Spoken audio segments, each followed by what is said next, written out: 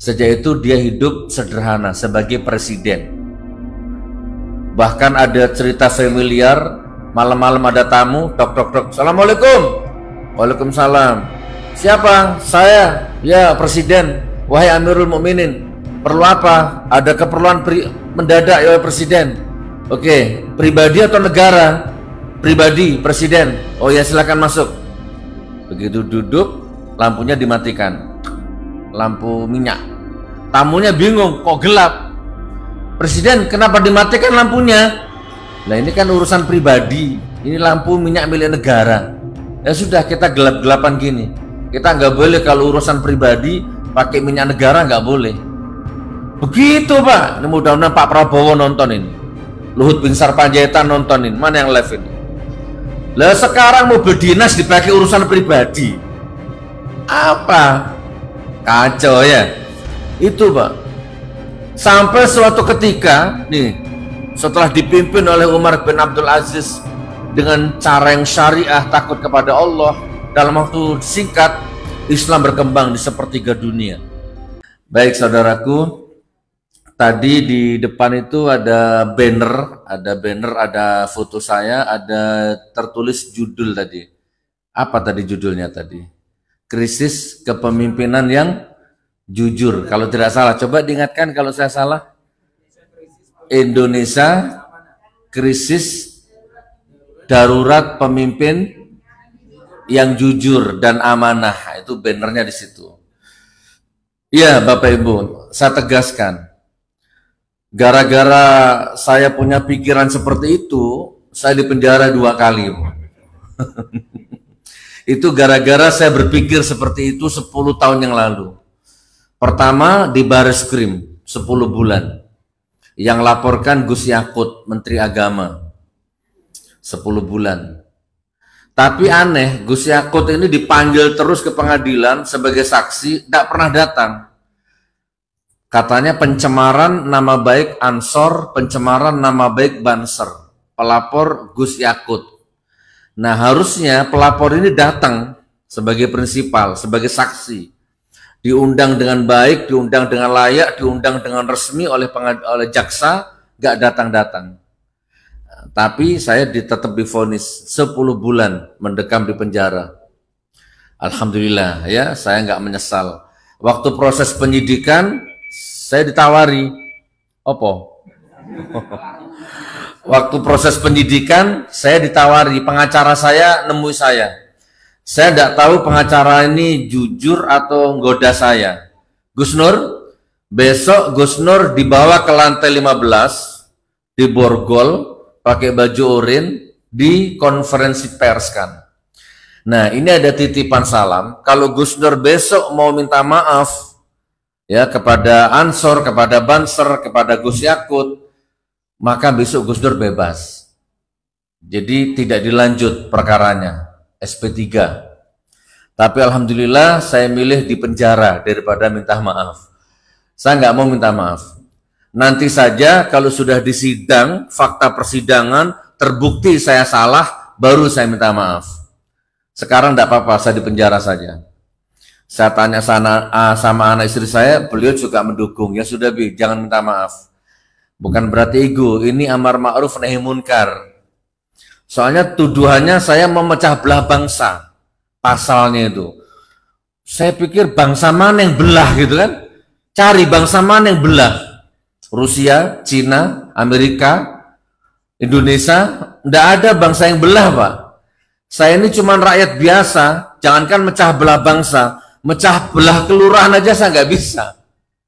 Itu. Lalu saya menimbulkan keonaran antar suku, antar ras, antar golongan, antar agama. Ini juga saya bantah di depan penyidik itu.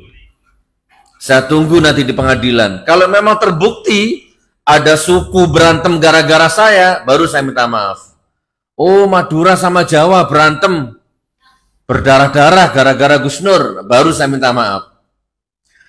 Oh, ada Kristen sama Hindu sama Konghucu sama Islam berantem berdarah-darah, baru saya minta maaf.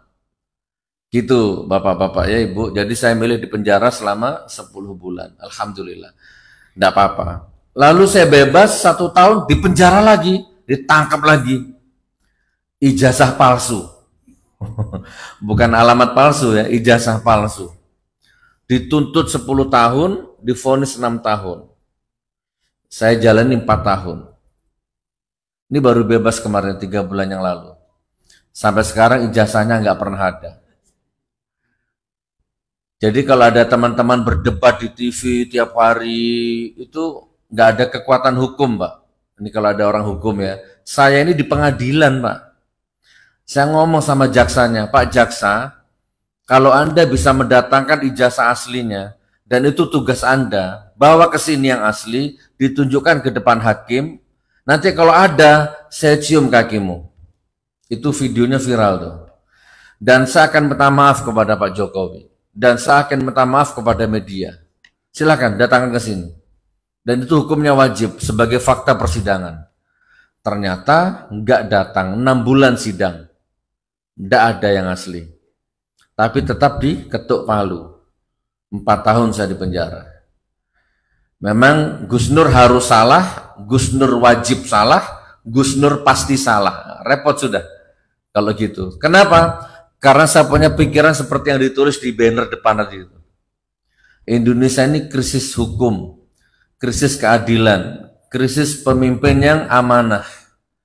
Saya jadi teringat, kalau salah dikoreksi ya, pada zaman-zaman khalifah yang dulu, salah satunya Umar bin Abdul Aziz, pemilihan presiden itu kalau menurut syariat Islam murah, Pak. Tinggal rapat, tinggal apa namanya istilahnya, ya rapat, konsolidasi, tinggal tunjuk, kamu jadi presiden. Mau enggak mau, kamu jadi presiden. Selesai, murah biayanya. Nah, waktu itu ada jutawan, hartawan, kaya raya, namanya Umar bin Abdul Aziz. Ditunjuk, kamu sekarang presidennya. Apa yang terjadi Bapak Ibu? Umar bin Abdul Aziz nangis sejadi-jadinya. Takut dia nggak mau jadi presiden. Jangan saya. Serahkan yang lain dulu, jangan saya. Saya nggak kuat nerima amanah jabatan ini, jangan saya. Kalau zaman dulu dikasih jabatan lari, Pak, takut, Pak. Gitu kan? Tapi nggak mau, sudah de facto aklamasi, absolut voting, kamu jadi presiden. Karena sudah nggak bisa menolak, apa yang terjadi? Rumah istananya, kekayaannya semuanya disedekahkan ke negara. Itu saya berat ini nanti, hisapnya di hadapan Allah ini berat nanti ini. Daripada nanti ada seperak, 2 perak, 1 dirham, 2 dirham, hartanya negara yang masuk ke dalam perutku, istriku, anakku, mending tak sedekahkan semua kekayaanku. Gitu kalau dulu, Bu. Jadi istananya, hartanya semua disedekahkan ke negara. Nah, lalu dia pulang ke istrinya, dia kabar istrinya. Sebelum istrinya dikabari, ditanya dulu, istriku, seandainya kamu suruh milih dunia atau suami, pilih mana? Gitu, Pak. Coba istrimu tanya nanti, yang seandainya kamu suruh milih dunia atau abang, pilih mana? Kira-kira jawabannya gimana? Milih engkau suamiku, kan gitu ya. Itu begitu istrinya Umar bin Abdul Aziz. Tentu aku milih kamu. Ada apa gerangan, duhai suamiku? Hari ini aku dipilih jadi presiden. Maka aku tidak punya pilihan, kita harus hidup sederhana. Kalau kamu memang memilih aku, ayo kita pindah ke rumah yang sederhana. Istana ini kita sedekahkan ke negara. Dan mulai sekarang kita jangan pakai baju yang di atas 6 dinar. Dia harus di bawah 6 dinar. Dirham, dinar, pokoknya di bawah 6 itu. Gimana istriku? Maka dengan senang hati, dengan bahagia, dilepas semua perhiasan istrinya, dilepas semua ditinggalkan, disedekahkan ke negara. Sejak itu dia hidup sederhana sebagai presiden. Bahkan ada cerita familiar, malam-malam ada tamu, tok. Assalamualaikum. Waalaikumsalam. Siapa? Saya. Ya, presiden. Wahai Amirul Mukminin, perlu apa? Ada keperluan mendadak ya presiden. Oke, pribadi atau negara? Pribadi, presiden. Oh ya, silakan masuk. Begitu duduk, lampunya dimatikan. Lampu minyak. Tamunya bingung, kok gelap? Presiden, kenapa dimatikan lampunya? Lah ini kan urusan pribadi. Ini lampu minyak milik negara. Ya sudah, kita gelap-gelapan gini. Kita nggak boleh kalau urusan pribadi pakai minyak negara, nggak boleh. Begitu Pak. Ini mudah-mudahan Pak Prabowo nonton ini. Luhut Binsar Panjaitan nontonin. Mana yang live ini? Lah sekarang mobil dinas dipakai urusan pribadi. Apa? Kacau ya. Itu Pak. Sampai suatu ketika, nih, setelah dipimpin oleh Umar bin Abdul Aziz dengan cara yang syariah, takut kepada Allah, dalam waktu singkat, Islam berkembang di sepertiga dunia. Maka, suatu ketika ini, tiba-tiba Umar bin Abdul Aziz ini sidak.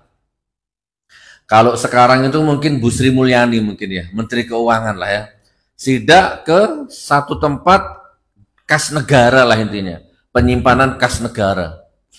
Ditemani beberapa staf di situ. Kaget Umar, Bapak. Presidennya kaget. Loh kok banyak emas, emas, perak, perunggu banyak ditimbun. Marah, hei Sri Mulyani, gitu umpama ini, Menteri Keuangan, ini apa ini? Emas ditimbun seperti ini apa ini? Marah Pak, berat besok hisabku di hadapan Allah ini. Haram hukumnya seorang pemimpin tidur enak, makan enak, sementara ada rakyatnya yang kelaparan. Ayo, buang semua ini emas ini, hambur ke rakyat. Gitu Pak. Semua stafnya tertunduk, sambil bergetar, sambil nangis. Wahai Amirul Mukminin, ketahuilah bahwa sekarang rakyatmu sudah kaya raya semua. Tidak ada satupun rakyatmu yang mau dikasih bansos, dikasih emas, nggak mau. Sudah makmur semua.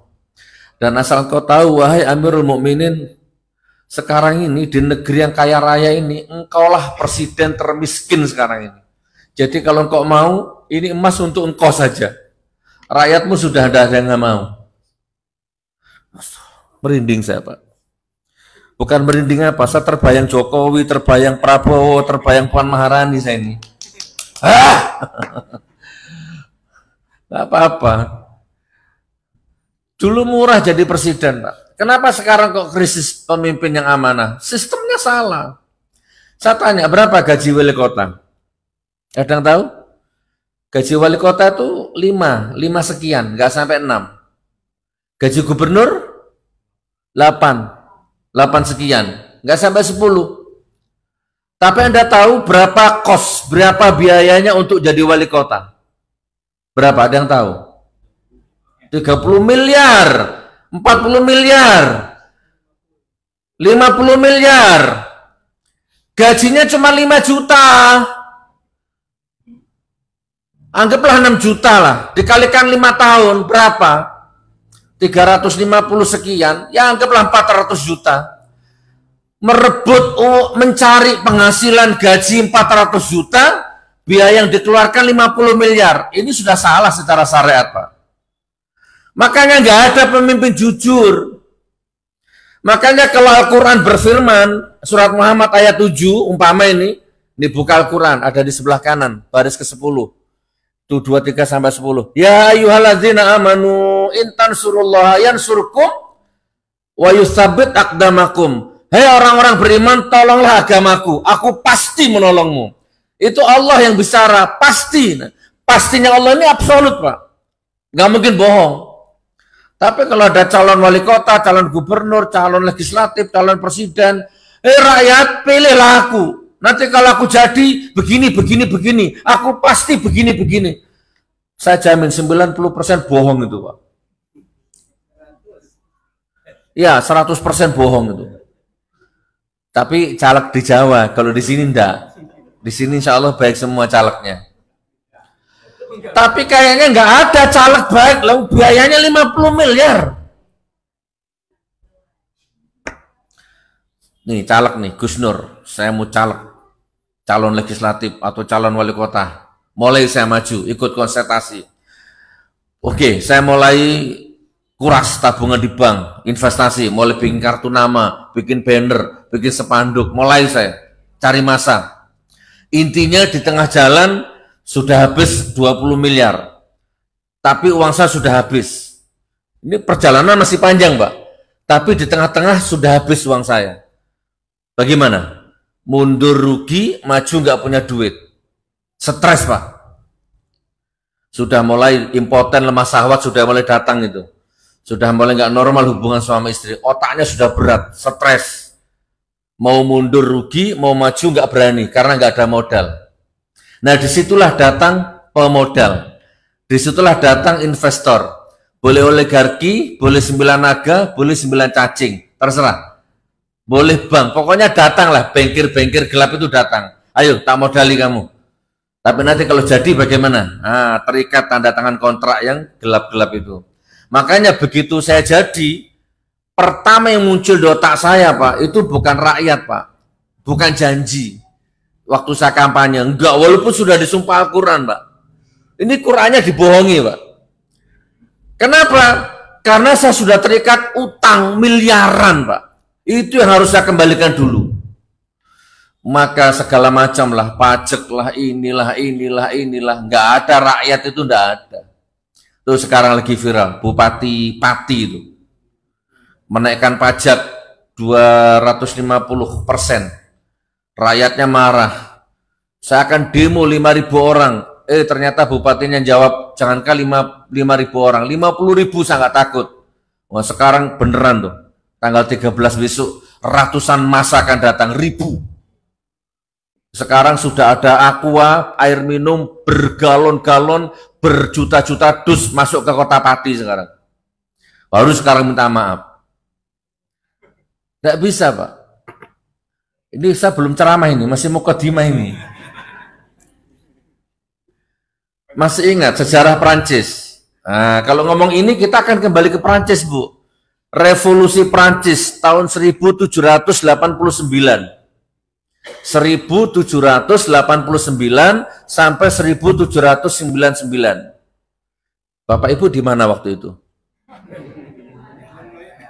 1700 loh. Waktu itu ada kerajaan oligarki, apa namanya? Dinasti monarki absolut. Ya, kerajaan, tirani. Apa, Pak? Otoriter. Bengis. Jahat, kejam, hampir 700 tahun berkuasa. Pak Harto cuma 32 tahun, Pak. Ini 700 tahun berkuasa kurang lebih. Jadi kalau ada rakyat tidak kuat bikin sambel, nggak ada lombok, lomboknya mahal, itu rajanya jawabnya gini, ya sudah nanam sendiri lomboknya, gitu, Pak. Persis dengan Indonesia dulu ya. Jadi kalau ada rakyatnya, Raja, saya nggak kuat beli token listrik, tolong turunkan harga listriknya. Ya sudah cabut meterannya, gitu, Pak. Itu dulu terjadi 1789. Nama rajanya Louis XVI, nama istrinya Marie Antoinette. Rakyat marah, nggak bisa dibendung, terjadi revolusi itu. Akhirnya Raja Louis XVI dan istrinya Marie Antoinette ini mati di giulotin. Ada 2 tiang begini, di atasnya ada pisau tajam, terus kepalanya di situ, baru dipenggal lehernya itu.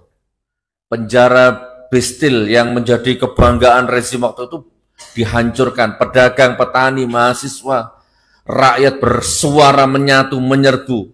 Sehebat-hebatnya raja, sehebat-hebat presiden, kalau rakyat sudah bersatu, suara rakyat, suara Allah, suara alam, selesai. Fir'aun tenggelam, Korun tenggelam.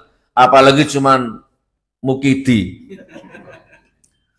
terutama Pak Prabowo. Pak Prabowo, ini ada yang live. Pak Prabowo, saya sayang sama Anda, saya sayang sama negara ini. Ya pokok kalau Anda jadi presiden, jauh dari Al-Quran, jauh dari Allah, jauh dari nur Nabi Muhammad SAW, lebih mementingkan berteman sama penjilat, pendusta, pembohong, munafik. Tunggu. Ini hukum alam yang bicara, Anda akan hancur, Anda akan tenggelam bersama itu, masa lalu dosa-dosamu itu. Hati-hati, Pak. Krisis kepemimpinan yang jujur, kenapa? Karena salah sistemnya. Untuk jadi pejabat aja 50 miliar. Allahu Akbar. Dan itu sebenarnya sudah diramal sama Rasulullah. Dalam satu hadis yang sangat sahih, sangat familiar, tapi saya lupa hadisnya. Coba diingatkan. Sayati ala nasi sanawatun khadda'atu yusaddaqu fihal kadzib wa yukadzabu fihas shadiq wa yu'tamanu fiha wa yu'tamanu fihal kha'in wa yukhawanu fihal amin wa yuntiku fihar ruwaibidah. Qila wa ma ruwaibidah ya Rasulullah, kata sahabat. Qal rajulu tafihu fi amril ammah. Itu hadisnya. Perhatikan pelan-pelan Bu. Kata Rasulullah, akan tiba nanti kepada manusia tahun-tahun yang penuh kedustaan. Di mana pada tahun-tahun itu pendusta dipercaya. Ini terjadi sekarang ini. Ada pembohong dipercaya, dibela, dipuja, bahkan disembah, bahkan dijilat kakinya, bahkan dijilat pantatnya itu. Demi komisaris, demi duit. Padahal pendusta, padahal bohong tuh. Saya sama anak saya ditelepon, suruh ketemu. Sini Gus, saya ada perlu sama Anda. Ini saya punya tanah banyak, tinggal milih. Ini sama beliau nih, anak saya ini. Saya ke sana Pak, ada beberapa tim saya ajak. Ketemu saya sama orangnya. Gemuk orangnya, obesitas. Itu ada pegawai bank, ada notaris atau apa itulah. Gus Nur punya pilih tanah di mana? Di Jawa Timur ada, Jawa Tengah ada, Jawa Barat ada. Uangnya ada. Ini Indonesia ini butuh orang seperti Anda Gus. Ayo bikin pesantren lagi seperti di Palu, kita biayai semua. Ya cuman kalau bisa sudahlah Gus Nur, nggak usah ngurusi pemerintah, nggak usah ngeritik-ngeritik pemerintah. Ini ada tanah, ada uang buat pesantren Gus. Alhamdulillah sampai detik ini saya tolak itu Bapak Ibu. Karena bersuara kebenaran itu panggilan jiwa, nggak bisa diukur dengan duit. Gitu. Apa tadi? Akan tiba satu tahun, akan tiba kepada manusia tahun-tahun yang penuh kedustaan, di mana pendusta dipercaya. Sekarang ada nggak pendusta dipercaya? Ada ya. Ya itu caleg-caleg itu udah tahu dusta dikasih kaos Anda terima. Oh kalau saya tak lempar ke mukanya itu kaos itu. Kamu nggak usah ngasuh aku kaos, kamu nggak usah ngasih aku kaos, nggak usah ngasih aku duit.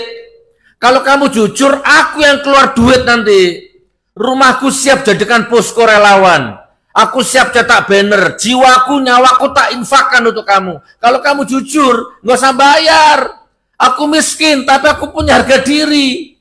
Kaos ini berapa harganya? Nggak sebanding dengan hisapnya kelak di hadapan Allah. Gitu Pak. Ini kayaknya wajah-wajah kaos semua ini kayaknya.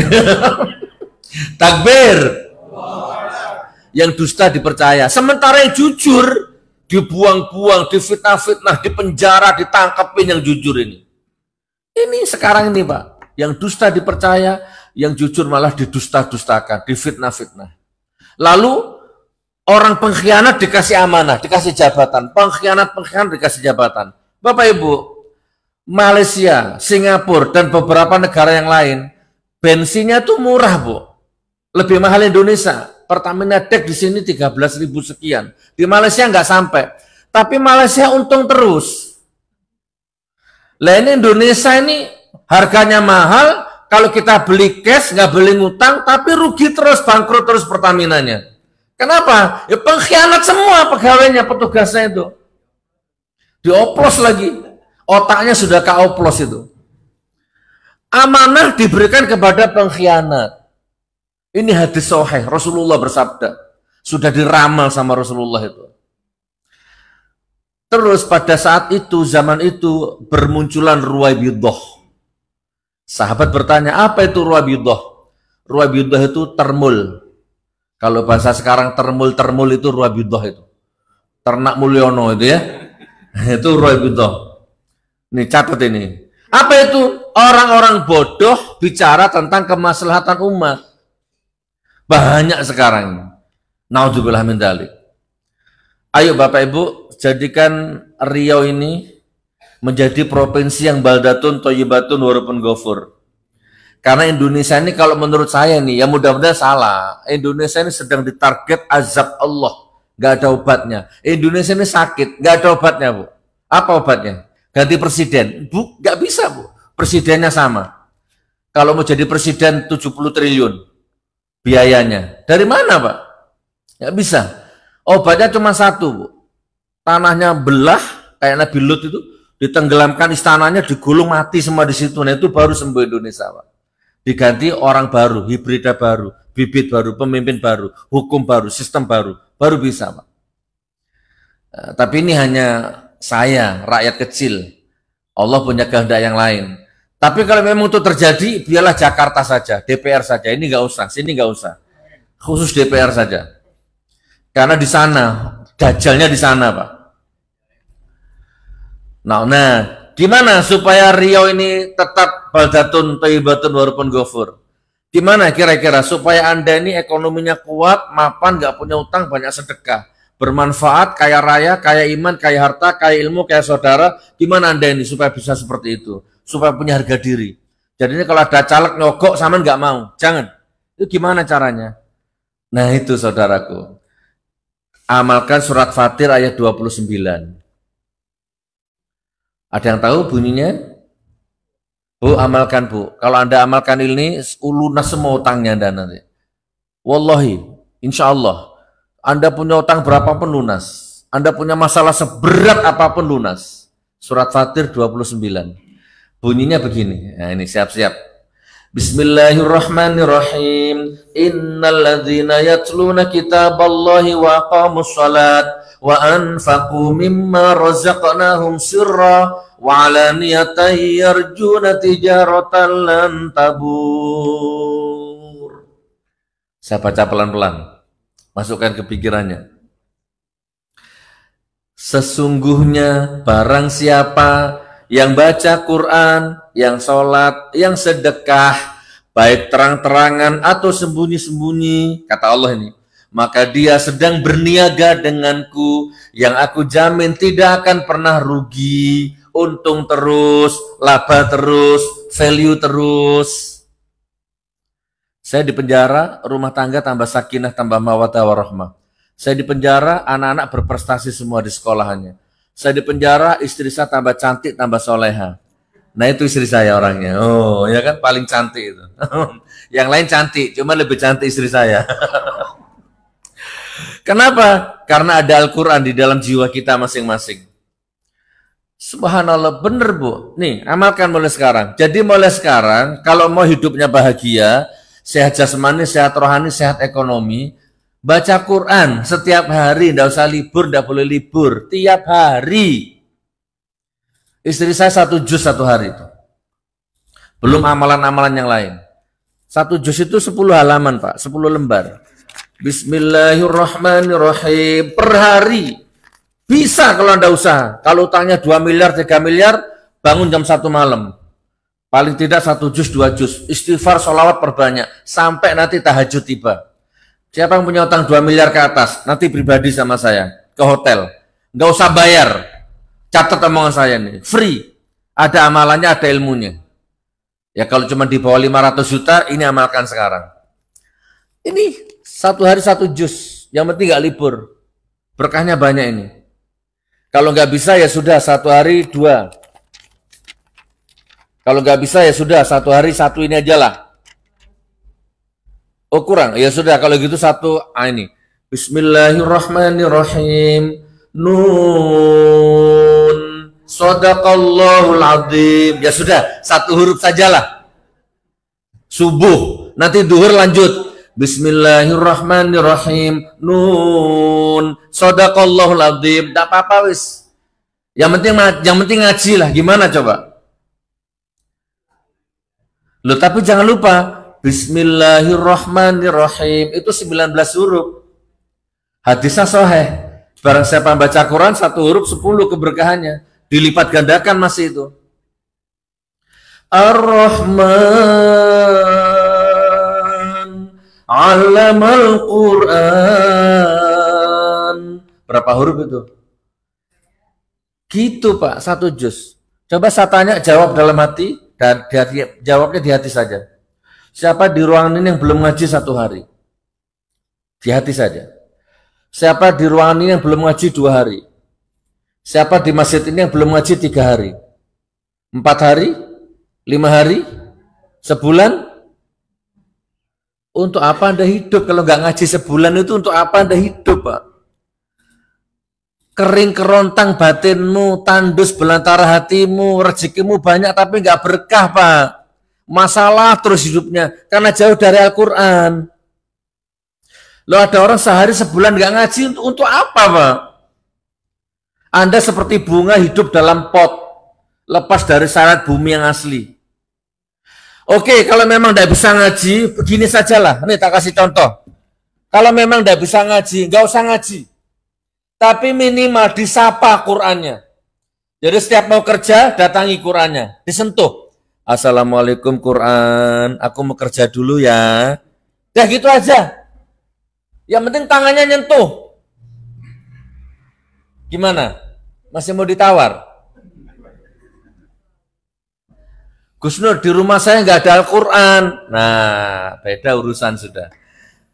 Anda dosa apa? Kok sampai Allah azab seberat itu sampai di rumahmu nggak ada Quran itu? Anda punya dosa apa ini? Diazab Anda berarti. Ada Quran di rumah tapi nggak dibaca. Kalau ditiup debunya tuh. Karena nggak pernah dibaca, Pak. Sementara kalau di depan WA, Facebook, TikTok sampai 3 jam, 4 jam. Astagfirullahaladzim. Kacau, Pak. Negaranya kacau, presidennya kacau, pejabatnya kacau, rakyatnya kacau. Gila TikTok, gila dracin, drakor. Tapi Qurannya ditinggal. Kiamat, Pak. Coba mulai besok, mulai sekarang janji. Bismillah ya Allah, mudah-mudahan jadikan orang-orang ini mulai sekarang baca Quran. Nggak punya mobil nggak apa-apa, punya Quran. Nggak punya rumah nggak apa-apa, yang penting masih ada Quran. Tapi insya Allah, kalau orang memuliakan Quran nggak mungkin, Pak. Mobil itu kecil, rumah itu kecil, Quran ini yang besar. Siap? Baca Quran? Yang kedua, kalau bisa ini, Bapak-bapak, setiap pagi, setiap mau kerja, dicium dulu pipinya istrinya. Kanan kiri, ditekan, penjiwaan. Setiap mau kerja, dimuliakan istrinya, dimuliakan anaknya. Istrinya manggil tangannya suami, ambil tangannya suami, dicium. Assalamualaikum, yang Abi mau kerja, kakak kerja. Waalaikumsalam suamiku, selamat. Maka dimanapun Anda kerja, di lautan, di gunung, di desa, di kota, Anda sukses, Pak. Muliakan Al-Quran, muliakan masjid, muliakan keluarga. Jangan sakiti istri. Anda sukses. Ayo tanda tangan notaris sama saya ya. Cium pipinya istrinya, Pak, tiap pagi, Pak. Ini, auranya langsung berubah ini. Disuruh nyium istri itu langsung tertekan batin wajahnya ini. Gus Nur apa begitu? Tanya sama istri saya. Kalau saya lupa, beliau yang mendatangi saya, mencium pipi saya. Kita saling mengingatkan. Dunia ini kecil, kita akan mati, kita akan berpisah. Ya, rumah, mobil, hotel, semua harta yang kita cintai akan berpindah-pindah tangan nanti, berpindah hak milik. Tapi cinta nggak akan pindah hak milik. Ya kan, kita akan tetap nanti ketemu sebagai suami istri di surganya Allah. Yang mesra sama istri, Pak, yang mesra, Pak. Saya kalau sama istri, kalau jauh, kadang video call, saya nyanyi, kadang sholawatan. Sallallahu ala Muhammad. Istri saya jawab juga sholawatan. Kadang saya nyanyi lagu dangdut sama istri itu. Serius, Pak. Kalau saya kangen, coba mah nyanyikan lagu menunggu mah. Boleh tak kasih contoh? Boleh tak kasih contoh? Yang enggak boleh ada musiknya. Kalau nggak ada musiknya boleh. Coba mah. Ini kasihkan istri saya ini. 5 menit saja. Coba. Loh, dikira saya bohong. Ayo buktikan. Takbir. Sampai jam berapa ini saya ini? Insya Allah jam 2 ya, jam 2 kurang ya selesai. Nah itu. Ini kalau saya di penjara dulu, istri saya suruh coba mah. Kadang saya dulu, kadang istri saya dulu. Itu waktu saya di penjara. Cara melepas kami rindu seperti ini. Coba sayang. Masya Allah. Allah.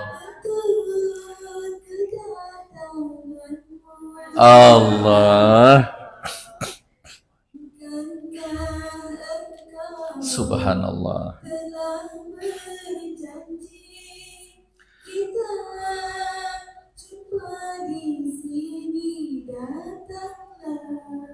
Kini ku datang padamu, curahkan, sambutlah kedatanganku. Gitu sahabat. Memang sengaja ku menggodamu, ingin tahu hatimu. Terus sambutlah kedatanganku, curahkan segala isi hatimu. Begitu Pak. Coba Bapak seperti itu. Terus dicium, gitu. Bagaimana nggak berkah rezekimu? Setan, dajjal, iblis, sihir, santet akan menyerang dirimu, menjatuhkan dirimu, nggak bisa. Karena rumah tanggamu sakinah mawaddah warahmah. Begitu Pak. Nih, saya suatu ketika Pak, ada di YouTube, nanti diklik. Gus Nur bedah rumah Madura gitu. Coba. Saya itu lagi ngontrak rumah, lagi bangun belum selesai. Tiba-tiba ada orang kirim WA, Pamekasan Bangkalan. Tahu Pamekasan Bangkalan? Madura. Gus Nur, ini ada 2 orang Gus, Pamekasan Bangkalan. Yang satu ustadz, yang satu muadzin. Orang tidak punya, fakir miskin, kaum duafa. Rumahnya roboh Gus Nur, nggak bisa ditempati. Adalah rumah bambu. Camat lurah sudah ke sana difoto, tapi nggak ada realisasinya. Tolong dong Gus dibantu. Coba Bu, saya sendiri masih ngontrak, bangun rumah belum selesai, ada orang minta dibuatkan rumah. Saya panggil istri saya, "Mah, coba dilihat ini." Anak-anak panggil sini. Keputusan keluarga mengatakan, oke, kita pending dulu rumah kita. Ini rumahnya orang, kita selesaikan dulu. Ini kasihan ini. Mau roboh menyatu dengan tanah itu. Saya ke sana, saya eksekusi dengan keluarga, saya ke sana. Ustadz, izin. Saya bantu, saya bangun rumahnya. Tapi saya izin, tak syuting, tak masukkan YouTube. Boleh enggak? Bukan pamer, bukan riak. Biar bupatimu lihat, wali kotamu lihat, gubernur lihat, presidenmu lihat. Oh enggak apa-apa Ustadz, enggak apa-apa Gus Nur. Akhirnya kita bangun. Peletakan batu pertama sampai gunting pita kita masukkan. Kita masukkan YouTube. Ada di YouTube, bukan nanti. Nanti di rumah, jangan di sini Pak. Sekarang ngaji dulu. 3 bulan selesai rumahnya orang, kita pulang ke rumah ke Malang. Kita lihat rumah kita tuh yang lagi dibangun. Alhamdulillah ya Allah, rumahku belum selesai ya Allah. Tapi rumahnya orang selesai duluan. Ada kepuasan batin Pak, yang tidak bisa diukur dengan uang Pak. Gimana? Pak, Anda masih ngontrak, lagi bangun belum selesai, ada orang minta dibuatkan rumah. Fakir miskin. Terus Bapak panggil istrinya, "Beb, sini Beb." Yang sini yang. Menurut Bebek gimana? Kira-kira gimana jawaban istrimu? Kira-kira. Kira-kira. Bapak kesurupan di mana gitu ya? Rumah kita aja belum beres gitu. Nah coba mulai sekarang jangan begitu Bu. Sabtu, Minggu, Senin, Selasa, Rabu, Kamis, Jumat, Sabtu, Minggu, Senin, Selasa. Dunia ini tetap Bu. Beredar pada rotasi waktu yang tetap, tapi sedekah kita nggak akan tetap Bu. Sedekah kita terus berubah, terus berkembang algoritmanya. Begitu Pak. Gus Nur di penjara. Gus Nur, istri saya mau melahirkan Gus, butuh uang 1,5 juta. Tolong Gus Nur. Saya nggak punya uang Pak, belum besukan. Tapi saya nggak saya patahkan harapan orang itu enggak. Hati-hati Pak. Bangun harapan orang walaupun harapanmu nggak jelas. Oke Mas. Begini, 650 jumlah nabi. Coba sama usaha dulu ke yang lain, nanti kalau nggak ada baru ke saya. Karena memang saya nggak punya duit. Ternyata dia jawabnya gini, "Sudah Gus, saya datangi semua, termasuk petugas. Saya udah hilang, memalu saya petugas, saya utang, tapi nggak ada yang mau bantu." Oke Mas, itu ada blok B8, kamarnya kecil. Di sana banyak duitnya, karena isinya koruptor semua. Coba ke sana. Sudah Gus, saya ke sana, nggak ada yang mau bantu. Begitu loh Pak. Oh iya ya, penjara ya. Penjara itu rusak otaknya memang sudah ya. Bikin orang rusak otaknya. Nggak mau bantu, simpati, empati itu udah ada. Ya sudah kalau gitu di sini dulu, tak ambilkan uang di kamar. Akhirnya saya utang Bu, uang kas. Di kamar itu ada iuran mingguan, ada uang kas di sel. Saya utang. Mas, Palkam namanya. Keamanan kamar. Pernah masuk penjara tahu ini. Coba Mas, saya pinjam uangnya 2 juta Mas. Gus. Baru saya kasihkan dia. Mas, nggak usah minjem, tak kasih aja. Kebetulan hari ini aku dapat rezeki besar. Padahal nggak ada rezeki Bu, ngutang Bu. Pertama membangun harapan orang, kedua siapa tahu itu jadi doa. Oke mas, sebelum saya kasih uangnya, saya mau tanya, kasusmu apa? Saya nyuri motor Gus, sepeda motor Vario saya curi. Ya mau saya jual buat biaya lahir anak saya itu. Tak jual 2 hari nggak laku-laku, akhirnya saya foto, saya jual online lewat Facebook. Alhamdulillah 1 jam datang pembeli, laku. Yang beli yang punya motor, bawa polisi. Ya sudah, akhirnya di sini saya. Oh alhamdulillah mas, berarti Allah tidak mengizinkan anakmu lahir dengan biaya haram. Udah ini ambil uangnya, sana selesaikan. Di dalam penjara itu masih bermanfaat untuk orang lain. Ini yang saya maksud. Jadi harapan orang bangun, walaupun Anda nggak jelas. Kenyangkan perut orang walaupun perutmu sendiri lapar. Besuk orang yang sakit walaupun dia pernah menyakitimu. Jadi nggak apa-apa kita nggak punya pemimpin yang adil, yang alim, yang amanah, nggak apa-apa. Sekarang Anda jadi pemimpin yang baik minimal untuk rumah tanggamu. Jadi laki-laki yang dibanggakan istrinya, jadi ayah yang dibanggakan anaknya. Aku siap mati berkalang tanah untuk kemuliaan istriku, kemuliaan anakku. Begitu. Siap kira-kira? Insya Allah ya. Amin ya rabbal alamin. Oke, Bapak Ibu, saya punya visi di penghujung acara ini. Nanti saya putarkan filmnya. Nanti kalau Bapak Ibu sanggup, angkat tangan. Kalau nggak sanggup, nggak apa-apa. Kita tetap bersaudara dunia akhirat. Rumah saya Malang. Bapak Ibu kalau ke Malang, demi Allah pegang omongan saya. Orang itu yang dipegang omongannya. Telepon saya. Nggak usah tidur di hotel, nggak usah tidur di mana-mana. Telepon saya selama di Malang ya. Saya punya mobil, punya supir. Nanti biar supir saya melayani Anda. Ini yang dipegang omongannya. Saya bukan caleg. Merah-merah, hijau-hijau. Kita bersaudara.